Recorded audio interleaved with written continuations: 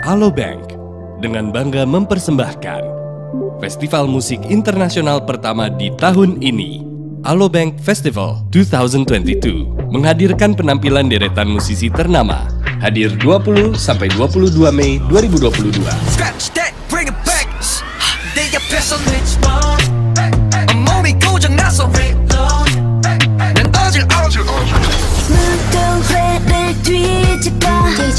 작은 소란을 또 일으켜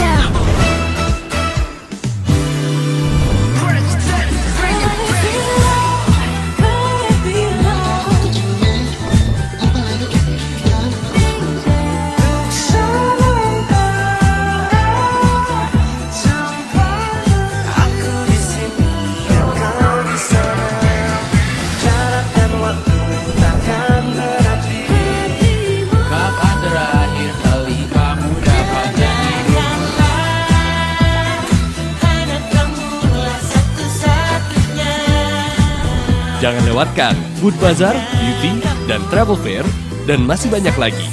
Menjadi all-in-one experience festival di Istora Senayan, Jakarta. Untuk hadir di Alobank Festival, pastikan download Alobank app dan upgrade akun kalian ke Alo Prime. Nantikan update terbaru di www.alobank.com. Alobank, experience a simple life.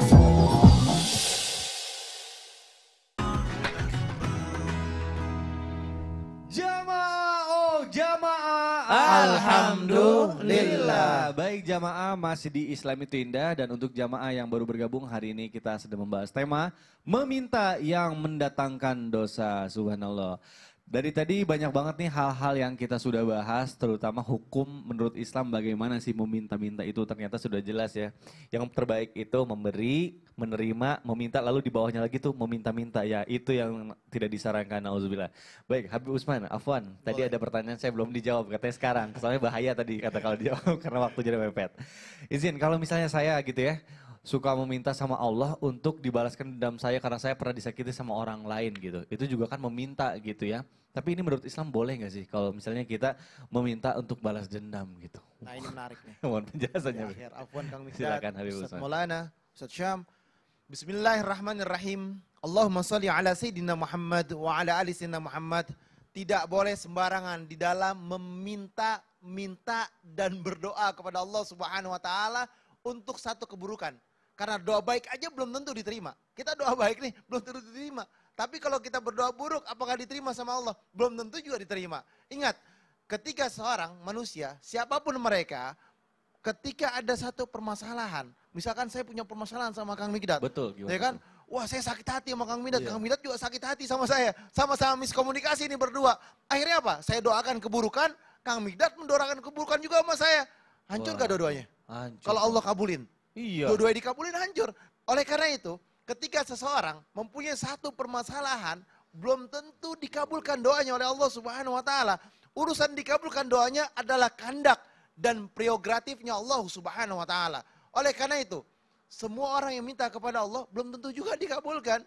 Kenapa? Allah Subhanahu wa taala mengetahui mana yang baik, mana yang benar. Allah yang Maha Adil dan Allah yang Maha Bijaksana dan Allah yang Maha mengetahui.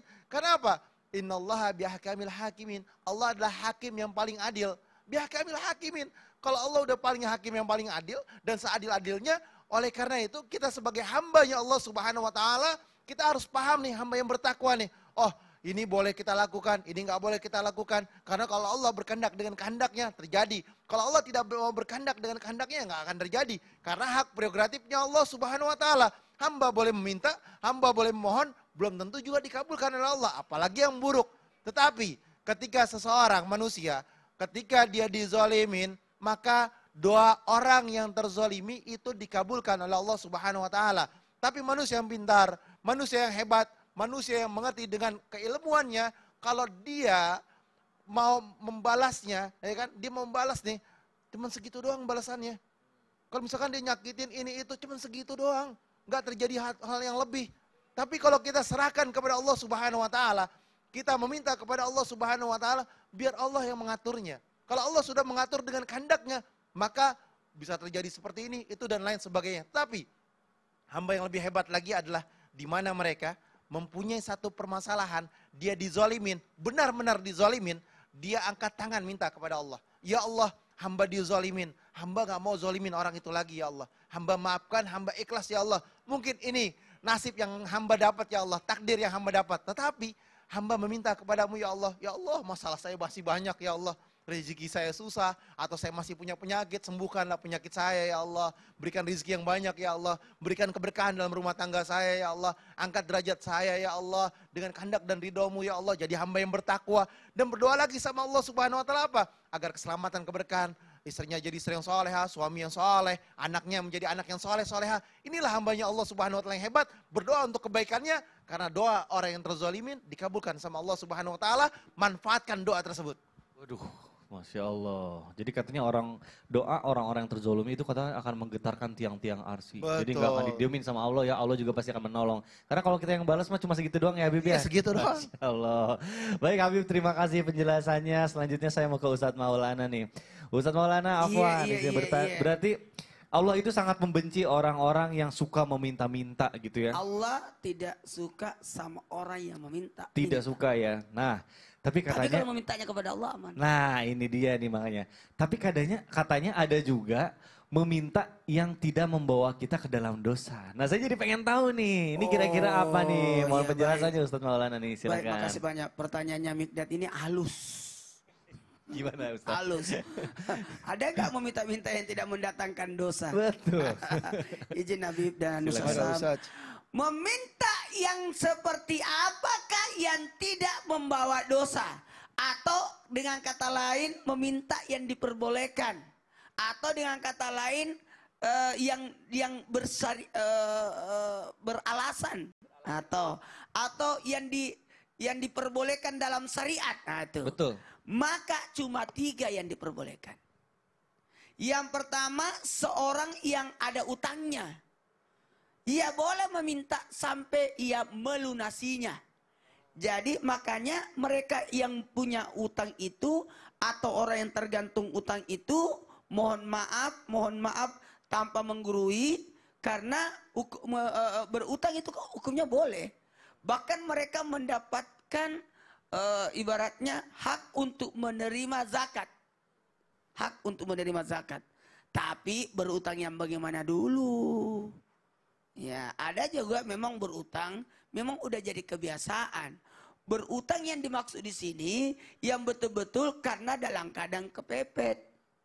Tidak mati dia kalau tidak berutang. Dan sesuatu yang sangat urgent. Urgent banget berarti ini ya. Aku punya utang. Utang apa? Cicilan mobil mahal. Waduh. Gak usah saya sebut namanya ya. Iya. Nah, yang dimaksud sini yang berkaitan dengan nyawanya dia. Itu boleh dibantu. Apa tuh? Mobil apa ya?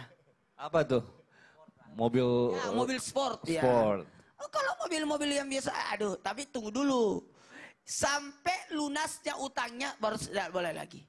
Kemudian yang kedua, seseorang yang ditimpa musibah yang sampai musibah ini menghabiskan hartanya, ia boleh meminta-minta sampai mendapatkan saudara, ia mendapatkan kehidupan.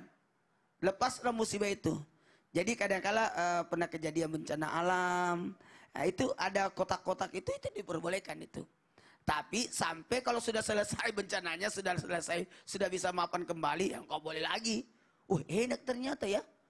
Kalau begitu nggak usah kerja deh. Coba begitu. Jalanan bolong, dibolongi. Minta Keterusan lagi. dong kalau gitu. Itu bukan. Jalan lagi bagus, dibolongin. Perbaiki lagi. Jadi pekerjaan dong kalau gitu. Mohon maaf tanpa menggurui, tanpa merusak citra seseorang. Ini tidak diperbolehkan. Bencana boleh aja kita minta tolong. Tapi sampai selesai. Nah, yang ketiga adalah seseorang yang ditimpa kesengsaraan hidup. Oh, sampai ada orang 3 berakal menjadi saksi. Dia betul-betul sengsara itu. Makanya ada namanya fakir, ada namanya miskin. Bedakan antara fakir dan miskin. Kalau fakir tidak punya pekerjaan. Kalau miskin ada pekerjaan tapi tidak memenuhi kebutuhannya. Makanya inilah yang 2, inilah yang prioritas untuk pemberian bantuan, zakat dan sebagainya. Makanya terima kasih banyak dalam hal ini ada Menteri Sosial, ada, kan datanya sudah ada. Ada Badan Amil Zakat Nasional, Basarnas ya namanya. Basnas, apa tuh? Benar kan? Basnas. Basnas, ya, Badan ya Nasional Amil Zakat Nasional itu penting. Makanya bagusnya didata, diperbaiki, dan terima kasih juga dari data dari RT, RW itu sudah lengkap dan itulah yang boleh dibantu. Benar nggak? Makanya ada namanya surat miskin dan sebagainya. Iya, Itu super diperbolehkan. bantu. Nah, berarti tapi kita juga jangan menjadikan itu alasan untuk kita menjadi mentalnya minta-minta gitu Iya, ya. Kalau bisa tidak kita tetap boleh. berikhtiar dulu ya Ustadz Oh ya. iya, Masya karena budak Allah. yang terburuk adalah budak kepada manusia, budak terbaik adalah budak kepada Allah. Waduh, Masya Allah, luar biasa. Baik, terima kasih Ustadz Maulana penjelasannya. Baik, jamaah yang ada di rumah pasti udah gak sabar nih pengen pertanyaannya dijawab sama guru-guru kita. Makanya sekarang langsung aja kita masuk ke segmen Tanya Dong Ustadz. Kami semua tanya dong Ustadz. Baik, Alhamdulillah, Masya Allah, Tabarakallah sudah ada pertanyaan dari sosial media Islam itu Indah. Ini melalui Instagram, ada pertanyaan dari Instagram @hamba_Allah. Langsung saja kita bacakan pertanyaannya. Assalamualaikum Ustadz. Waalaikumsalam warahmatullahi wabarakatuh. Ustadz mau nanya nih, ada berdoa dan tujuan berdoa kepada Allah itu seperti apa ya Ustadz? Jadi biar kesannya nggak sok tahu juga sama Allah, nggak maksa juga. Kira-kira kita tuh cara meminta kepada Allah dengan baik dan tulus tuh gimana ya Ustadz? Mau nasihatnya? Karena setiap nasihat akan menguatkan hati kita. Terima kasih Afwan. Waduh, pertanyaan bagus sekali. Mungkin boleh dijawab oleh Ustadz Syam melalui tausiah. Silakan Guru. Bismillahirrahmanirrahim. Tapi guruku Habib Imam Ustaz Maulana, Mas Mikdad, serta guru-guru kami yang dimuliakan Allah Subhanahu wa taala, serta penanya yang insya Allah dimuliakan Allah Subhanahu Amin, wa amin taala. ya Allah ya Rabbal Alamin. Bagaimana cara kita meminta kepada Allah, ya? Yang pertama ditanyakan tadi, adab berdoa bagaimana sih? Maka Imam Al-Ghazali rahimahullah beliau menyimpulkan ada beberapa adab dalam berdoa. Di antaranya, satu harus tahu timingnya, timing yang pas. Ya main bola aja itu harus tahu timingnya gitu. Betul. Kalau timingnya nggak pas, offside mulu gitu. Kalau nggak kalah kayak Kalau nggak- Juventus. oh iya, kalah. Harus tahu timingnya, kapan harus ganti pemain, kapan harus umpan lambung gitu. Maka timing yang pas, timing berdoa yang terbaik adalah sepertiga malam terakhir. Ya ayyuhal muzammil qumil laila illa qalila nisfahu aw yanqus minhu qalila. 1/2 sampai 1/3 malam terakhir waktu terbaik untuk berdoa. Bukan hanya timing harus tahu, tapi situasinya juga harus tahu. Sama, main bola tahu situasinya. Nih kalah mental nih, udah kebobolan 1 nih Manchester City nih, udah kalah mental nih. Oh, comeback Madrid tapi sama hajar Real tuh. Madrid. Nah, subhanallah, harus tahu situasinya. Situasinya orang yang berdoa seperti apa? Situasinya dalam keadaan sujudnya, maka ia dikabulkan sama Allah. Dalam keadaan rukuknya, maka dia dikabulkan sama Allah. Dalam keadaan hujan, maka termasuk diijabah oleh Allah Subhanahu wa taala. Dalam keadaan perjalanan, dalam keadaan sakit, dalam keadaan terzalimi, itu adab-adab berdoa. Dia tahu situasinya, timing, situasi. Kemudian keadaan dia atau tempat dia berdoa. Dia harus tahu tempat dia berdoa di mana. Oh, tempat dia berdoa, dia berada di 2 haramain, ya, tempat yang paling mustajab, di 2 Masjidil Haram, Masjidil Haram dan Masjid An-Nabawi.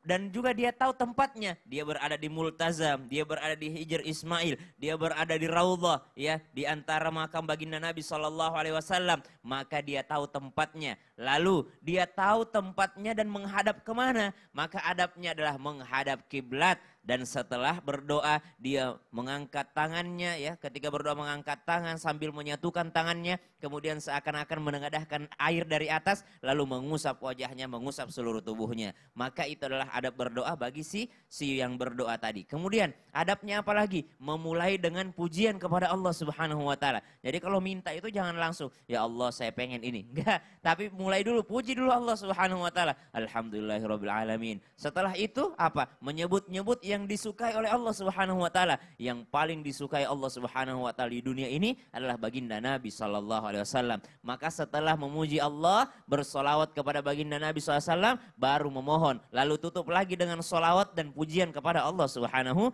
wa taala. Ada lagi yang terpenting, kalau mau adab berdoa, kata Imam Al-Ghazali, itu mesti konsisten dan istiqomah.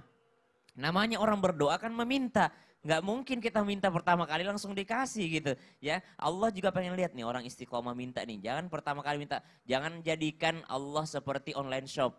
Aduh, gimana tuh maksudnya tuh Ustaz Orang Syam? kalau online shop belanja yang datang nggak sesuai dengan yang dia order, nggak mau lagi beli di situ. Iya benar. Kalau sama benar, Allah benar. kita minta A, Allah kasih B, yakin bahwa itu yang terbaik. Nah itu dia, mungkin timingnya kita belum layak untuk mendapatkan itu ya, Betul, Masya Allah. subhanallah. Tapi Ustaz Syam, kita kan di dalam Islam tuh diajarkan untuk tidak meminta-minta ya. Tapi mohon maaf banget ini, bagaimana nih kalau misalnya ada orang-orang yang mohon maaf nih misalnya pengemis gitu ya, kan itu menjadi pekerjaan gitu ya, meminta-minta gitu. Udah memang kesehariannya setiap hari begitu gitu.